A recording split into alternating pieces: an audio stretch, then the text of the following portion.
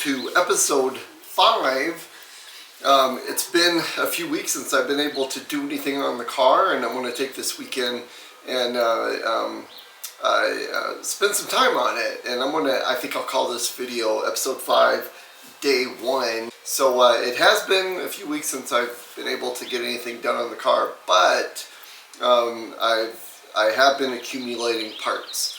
And so I think I'll show, in the next clip, I'll show what I have found from a watcher from the YouTube channel, or it might have been on one of the Facebook groups. I had a person that had NOS core support, a rock guard, the part underneath the front bumper, and a front frame rail NOS that offered for sale, and I ended up purchasing them, and they're in excellent condition. So I do have that. In the last couple of days, there's my AC guy. He does car restorations, and they are working on a 65 Mustang Coupe that they're doing a Mustang 2 front suspension conversion, and I was able to acquire the shock towers that he carefully drilled out the welds and pulled the shock towers, and those are in great shape. I didn't have to go the repop and worry about fit. These should be a nice fit. I know at least the passenger side shock tower on 367 will need to be replaced once I get everything cleaned up and taken out and have it looked at. I'm afraid that the driver's side may also have to be replaced, but I'll save it if possible. And but I'll have an original factory shock tower, not NOS, but it's clean. The car that it came off of was rust free, so I'll have it if necessary. So let me go ahead and change the view and show the parts I've gotten, and maybe I can put out a request for if anyone knows of preferably NOS of the parts I need, and I'll show them in later videos today. Then it's always a help if I can get a lead on parts that I need. So let's have a look at what I've gotten so far. Okay, so here's the view of some of the sheet metal that I've recently acquired. The rock guard, the panel that goes underneath the bumper, the front frame rail that still has the manufacturing sticker on it, and core support. They all appear to be NOS, which was great. And then a couple days ago, I was able to acquire the shock towers from a 65 Mustang Coupe that's getting a Coyote swap, and the owner of the shop was able to drill out the welds and preserve the shock towers for the use in the Shelby. And these are great because not only are they 65s, but they came from San Jose. The car they came off of is a 65 6-cylinder coupe, and these perhaps are even stamped from the same molds that the Shelby, the shock towers on it were stamped with, so it should be a really nice fit when they go back in. And I've still got a long ways to go, but I'm getting there. So let's go ahead and take a look at the engine compartment, and we'll get started. Okay, last time where we left off, we had just taken off the hood hinges, cleaned up a lot of the accessory parts, etc., and got the export brace and Monte Carlo bar, battery removed, the alternator, and it really is in the same condition from the last video.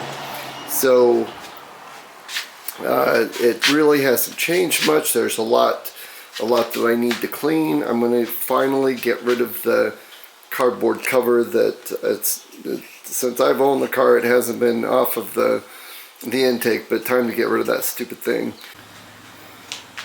So I'm gonna go ahead and put the camera up and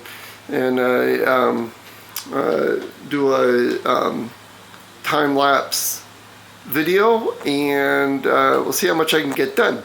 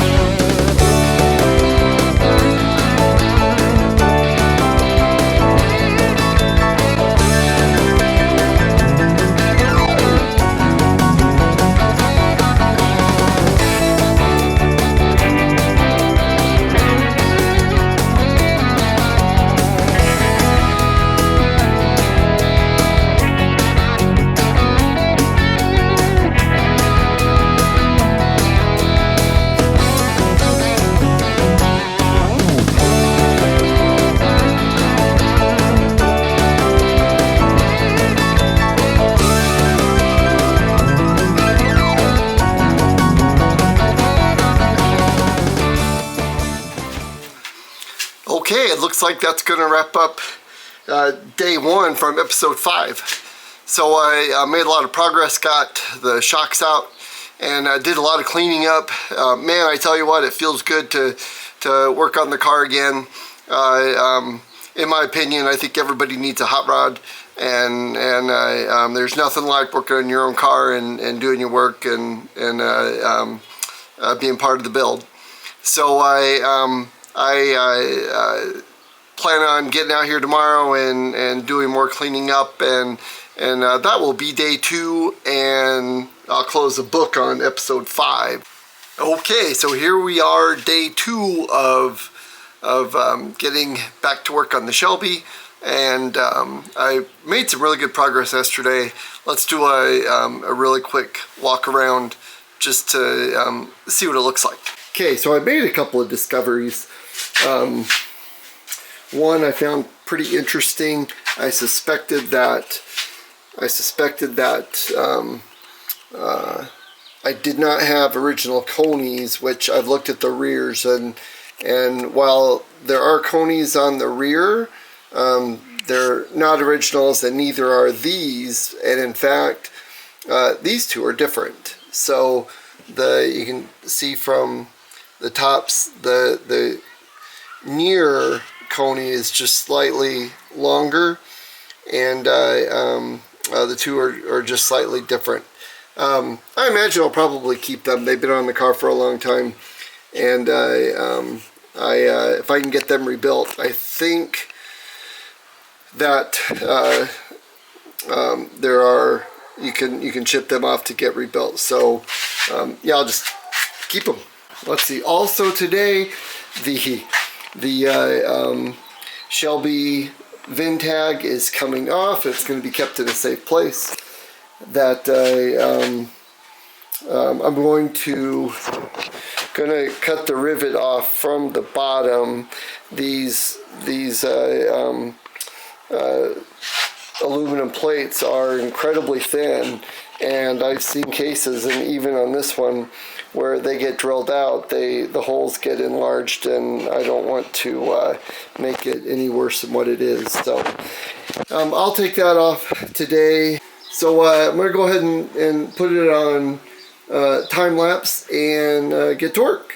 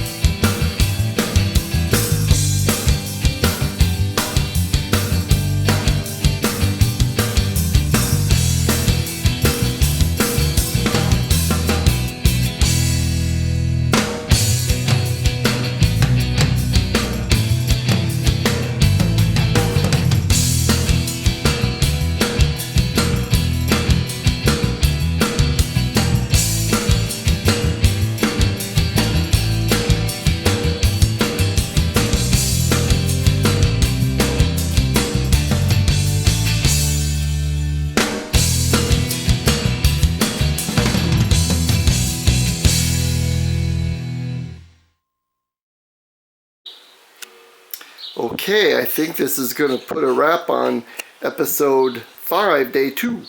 So I just another quick look at what I was able to get done. The Shelby tag I was able to take off, and I didn't have to drill the other rivet out, so it came off quite nicely. There's obviously there's still a long ways to go, but it is starting to look a little bit more like a car. I was able to get the sway bar out, and I was quite happy. Let's take a look at it. That it appears that it did not get bent, or if it did, it was just a tweak. But that thing is heavy. It would take a ton of pressure to bend it whatsoever, and I think it came through when it was still in the car.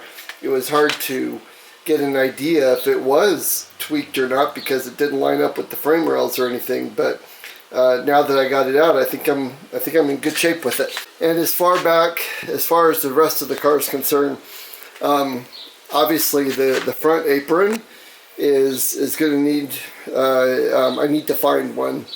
The frame rail is took a beating, and I need to look at getting, hopefully I can find NOS for that. We'll see. I haven't reached out onto the SAC forum or any of the Shelby groups on Facebook, but that's going to be coming up pretty soon. So, but it's the frame rail, of course, and then it is, and can almost see on the back that it got buckled underneath the floor pan, and I think the floor pan took a little bit of the brunt too. But as I mentioned earlier, once I get the carpet, everything out, then I'll have a better idea of what I need to do next. It might even be the next video will be tackling the interior, and I'm really looking forward to that. That the interior panels are going to come out, and I'll take the dash apart, remove all the wiring, and it'll be kind of fun to see how all of that looks, and what an early car, what they did to it. Okay, well that's going to put a wrap on episode 5, and if you enjoyed the content, please hit the like button, subscribe to the channel, and share on social media. I would really appreciate it. Hope to see you in a couple of weeks when I begin taking apart the interior, and thanks again for stopping by. See you next time.